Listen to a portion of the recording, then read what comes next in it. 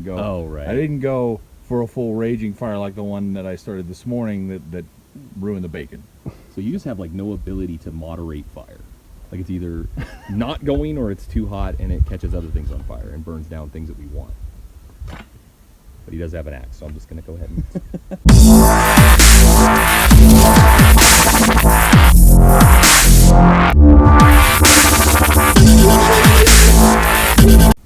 Alright, so we're getting ready to leave Desatoya. Paul has asked me to critique his fire kit. And then he handed me this and this. So we'll get to this in a minute. Paul keeps his fire kit in a dry bag. A massive one. You can use this as like a foot box. Like put some foam in there.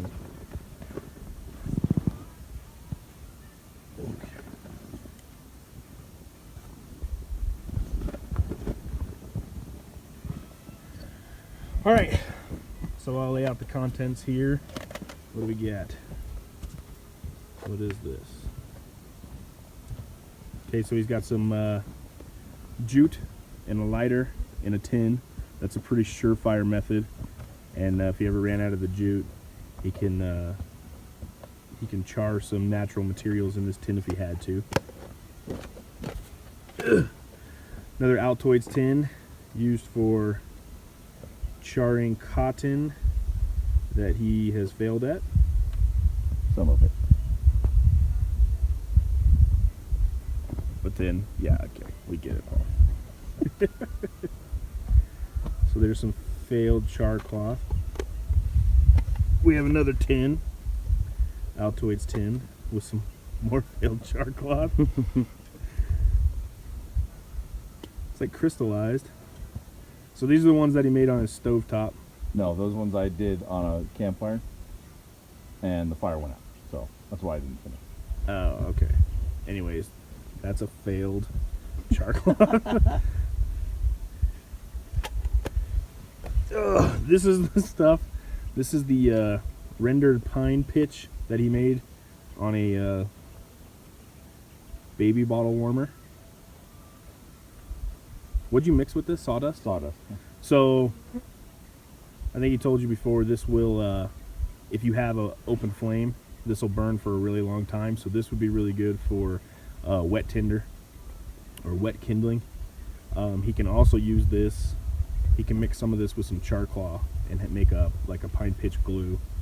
So that's pretty legit.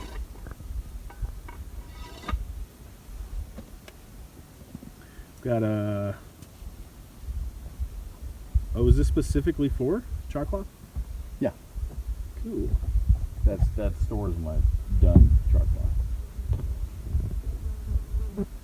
Stores your char cloth, so you don't make it in here. No. Okay, so he's got some successful char cloth in here. And oh, nice lint from a dryer. This stuff's awesome. You can burn it as is. This will catch a spark really well. If you mix it with some chapstick or some Vaseline or something like that, that'll burn for 2 or 3 minutes. So that's pretty good right there. Works well with the pine pitch too. Does it? Yeah. Like if you saturate it? Mm-hmm. Nice. Well, no, you don't even need to saturate it. That produces enough heat to actually spark the pine pitch on top. Gotcha. And then Gorilla Tape, which I'm pretty sure this is really flammable. Is that why you have that in there? Yep. Okay, so in this entire kit, he's got a lighter. He's got a ferro rod, a means to strike it, 3 different types of ignition sources, a fire extender, and I guess the Gorilla Tape could be an accelerant. And then this is a pretty wicked. This throws some pretty good sparks.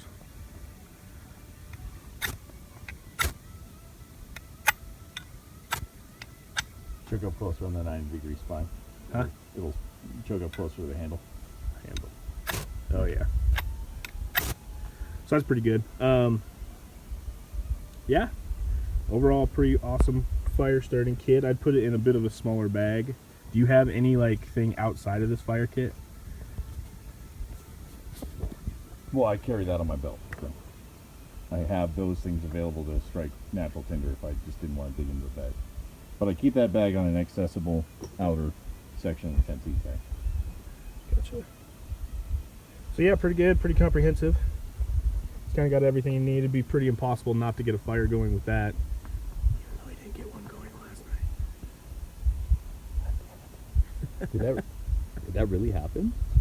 I was trying to get a smoky fire going, so I didn't go. Oh, right. I didn't go for a full raging fire like the one that I started this morning that ruined the bacon. So you just have like no ability to moderate fire. Like it's either not going or it's too hot and it catches other things on fire and burns down things that we want. But he does have an axe, so I'm just gonna go ahead and.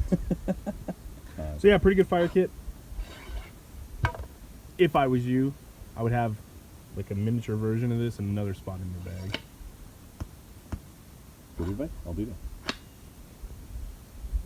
And I would complete the char.